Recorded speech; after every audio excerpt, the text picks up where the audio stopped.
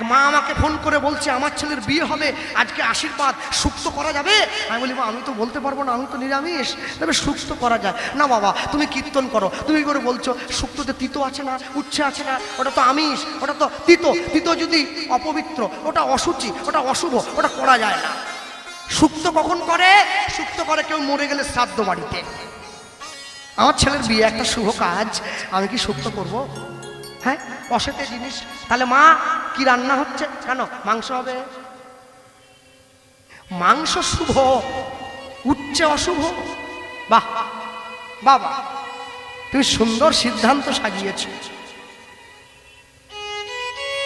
মনে রাখবে, এই যে চারটে খুঁটির মাঝখানে যখন এসে কোনো লোক দাঁড়ায়, আমার মায়ের বয়সী লোকও ছুটে আসে প্রণাম করার জন্য আমাদের।